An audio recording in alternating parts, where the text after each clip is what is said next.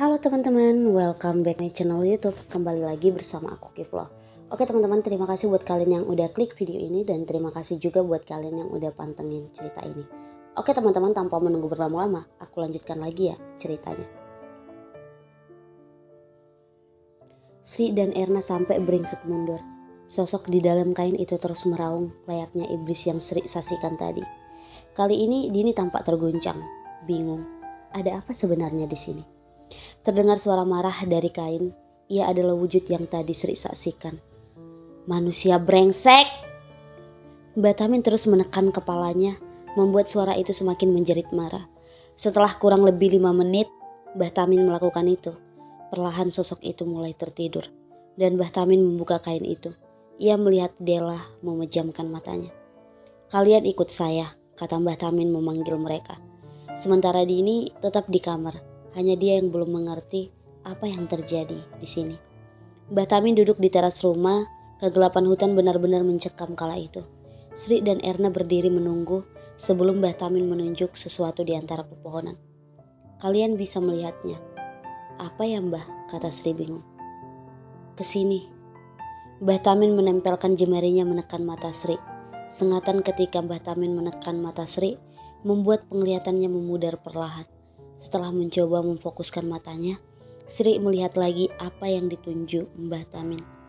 Bagai petir di siang bolong, Sri melihat banyak sekali makhluk yang tidak bisa dia gambarkan kengeriannya. Mungkin ada ratusan atau ribuan seakan mengepung rumah. Butuh waktu lama sampai Sri akhirnya tidak sanggup lagi melihatnya.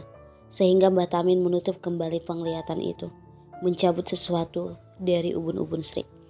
Dengan mata menerawang, ia mengatakan kepada Sri, raga yang dibuat mati adalah sebuah undangan bagi makhluk seperti mereka, kata Mbah Tamin. Kamu lupa dengan perintahku. Itu sangat berbahaya. Bisa membunuh Della. Jangan ulangi ya. Erna yang sedari tadi diam ikut bicara. Mbah, tolong kasih tahu apa yang terjadi sama Della. Kok bisa-bisanya dia mau bunuh saya dan Sri? Mbah Tamin duduk lagi lalu mengatakan, berarti kamu sudah lihat. Itu adalah Cayati Jati yang ingin membunuh Della. Tapi tidak bisa karena ia butuh Singgarahani. Seperti sepasang suami istri, santet 1000 hari. Hanya dimiliki oleh orang yang siap menanggung dosa dan siap mati bersama. Sri dan Erna masih terlihat bingung. Ia tidak mengerti. Mbah Tamin menerawang jauh menatap sisi hutan tergelap yang Sri saksikan dengan mata kepala sendiri. Mereka tidak sendirian di hutan ini. Dengan suara berat Mbah Tamin mengatakannya. Terlalu awal untuk mengerti ini. Intinya ilmu santet 1000 hari adalah pembuka ritual untuk menghabisi satu garis keluarga sampai habis keseluruhannya. Setelah percakapan itu Mbah Tamin melangkah masuk ke dalam kamar, mengunci pintu, membiarkan semua kejadian itu meluap begitu saja. Dengan pertanyaan besar yang masih menggantung di atas pikiran Sri dan Erna. Pagi itu sekitar pondok, kabut tebal menutupi seluk-beluk hutan, membuat pandangan mata terbatas. Sejak fajar menyingsing, Sri dan Dini sudah ada di sumur, mencuci pakaian untuk keseharian mereka. Sedangkan Erna tengah membasuh Della di dalam kamar. Sampai terdengar langkah kaki. Sri yang pertama mendengarnya. Ia berdiri untuk melihat dari jauh sosok hitam muncul dari balik kabut. Perawakannya familiar. Denah pondok rumah memang sederhana, tapi teras maupun kamar mandi bisa melihat keseluruhan area sekitar, sehingga sosok mendekat terlihat jelas. Semakin dekat sosok itu, Sri semakin yakin dan benar saja ia mematung sesaat. Sebelum Dini ikut berdiri dan melihat apa yang membuat Sri tampak tercekat dalam ekspresi wajahnya. Manakala ia melihat Mbah Tamin mendekat ke arah mereka dengan wajah yang letih. Ketika Mbah Tamin berdiri di depan Sri, ia seraya bertanya, apakah petua beliau sudah dijalankan? Sri hanya diam. Bibirnya gemetar. Dinilah yang berinisiatif mengambil situasi. Ia berucap lirih, Mbah, bukannya semalam Anda pulang? Mbah Tamin yang mendengar itu tiba-tiba mengejang. Otot wajahnya mengeras. Lantas memandang Sri dengan ekspresi tidak percaya. Ada kemarahan dalam tatapannya. Bukannya kamu sudah tak kasih tahu? Jangan buka pintunya. Terjadi ketegangan dalam situasi itu. Sampai tiba-tiba Mbak Tamin mencengkram leher Sri. Dini yang melihat itu panik. "Siapa yang kamu izinkan masuk? Di mana sekarang dia berada?" Dini mencoba menahan tangan Mbak Tamin. Sri hanya membuang muka, ia sudah gemetar ketakutan. "Di kamar Anda, Mbah. Dia masuk ke situ," ucap Dini. Mbah Tamin sempat melirik Dini dengan wajah marah. Sebelum bergegas masuk ke rumah, setengah berlari seakan ingin melihatnya. Sri dan Dini ikut mengejar. Bahkan mereka sempat melihat Erna yang terdiam mematung, seakan kaget melihat Mbah Tamin muncul dari luar rumah. Padahal ia tahu betul, si Mbah belum keluar dari kamarnya sejak semalam masuk ke sana. Tepat ketika mereka sampai di sana, mereka melihatnya. Seseorang mengabrak-abrik kamar Mbah Tamin. Semua barang Mbah Tamin berantakan. Namun yang membuat semua orang tercengang adalah di atas ranjang tempat tidur beliau ada patek atau nisan dari kayu yang tertulis nama Atmojo. Nama keluarga tempat mereka mengabdikan diri, Kerasa Atmojo. Cukup lama bagi Mbah Tamin memeriksa benda itu. Tanpa melihat Sri dan Dini, si Mbak berucap, "Apa yang dia lakukan saat semalam di sini?" Sri kali ini yang bicara. Ia mengatakan semuanya termasuk Dela. Mimik wajahnya berubah. Ia diam sebelum akhirnya berjalan menuju Dela. Mbak Tamin melihat anak gadis itu masih terlelap dalam tidurnya. Ia membelainya layaknya anak gadis, sama seperti sosok yang ia lihat semalam. Siapa sosok itu sebenarnya? Sri terlihat berpikir seakan mencari tahu jawaban itu. Setelah hari itu, Mbak Tamin mengatakan ia akan lebih sering keluar rumah. Pesannya sama seperti dulu. Jangan bukakan pintu, manakala hari sudah petang. Sri, Erna, dan Dini mengangguk, pertanda mengerti. Namun perlahan semua mulai memikirkan itu. Kemana si Mbah sebenarnya? Sri dan Erna dan Dini masih melakukan tugas mereka secara bergantian sama seperti biasanya.